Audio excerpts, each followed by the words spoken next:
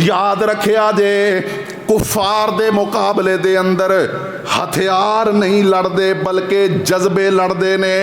वेखिया जे नबी अलैहिस्सलातु वस्सलाम दे प्यारे सहाबी ने हजरत अब्दुर्रहमान बिन औफ रजी अल्लाह तआला अन्हो फरमाते ने कि जिस वक्त सफ़ा बन गईयां दुश्मन दे मुकाबले दे अंदर खड़े हो गया, मेरे दाई तरफ भी एक 10-11 साल का बच्चा है और बाई तरफ भी एक 10-11 साल का बच्चा है। आंदे ने मैं दिल दे अंदर सोच रहा कि यार मेरे ते सज्जे खब्बे दोनों छोटी उम्र दे बच्चे ने, अगर मेरे नाल कोई नौजवान हुंदा ते मैदाने जंग दे अंदर असी एक दूसरे दे मददगार साबित हुंदे।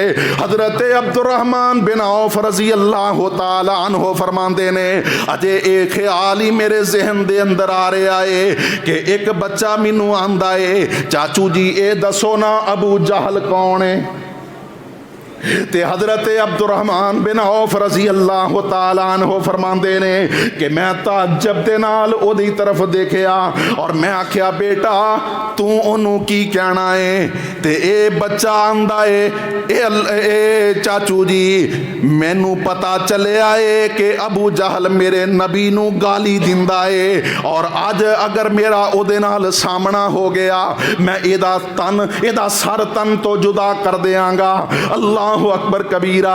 हजरत अब्दुर्रहमान बिन औफ रजी अल्लाह तआला अन्हो फरमाते ने कि मैं इस छोटे जे बच्चे दे एक कलिमात सुन के अजे हैरत दे अंदर ही हाँ कि दूसरा बेटा भी आंदा है, ए चाचू जी दसो ना अबू जहल कौन है? फरमाते ने कि जिस वक्त मैं इन्हां बच्चियां दे जज्बात नूं देखिया इसे असना दे अंदर अबू जहल अपनियां सफ़ां दे अंदर जनाब सफ़ां दुरुस्त करवा रहा है ते मैं इशारा कीता कि ए मेरे बेटे हो ए बच्चे हो जिस जालिम दे बारे तुसी पुछदे हो ए जो सफ़ां दे दरम्यान चक्कर पिया लगांदा है ए अबू जहल है। फरमांदे ने कि ए छोटे जे बच्चे अजे मैं इंज करके इशारा ही कीता है ते फौरन लपक के ओदे ते हमला आवर हो जांदे ने।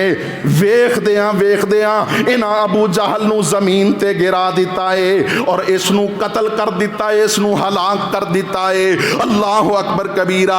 एक रवायत दे अंदर आउंदा है कि जिस वक्त ये दोनों बेटे अबू जहल नूं कतल करदे ने ते नबी अलैहिस्सलातु वस्सलाम दे कोल आए और आंदे ने अल्लाह दे महबूब पैगंबर जी तुहाडे सब तो बड़े दुश्मन नूं असीं कतल कर आए हां, हलाक कर आए हां।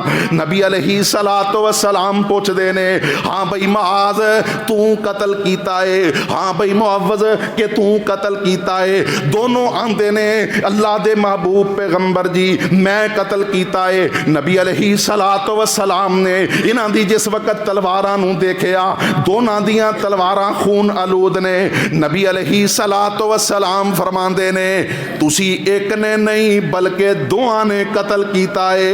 अल्लाह अकबर कबीरा। और मेरे मोहतरम भाइयों ए जे मेरे नबी दे सहाबा उम्र 10-11 साल छोटे जे बच्चे ने लेकिन दुश्मन दे मुकाबले दे अंदर जदों उतरे ना ते इतने बेदरेग हो के दुश्मन दी सफ़ां दे अंदर घुस के ते मेरे नबी दे सब तो बड़े दुश्मन नूं जहन्नम रसीद करते ने।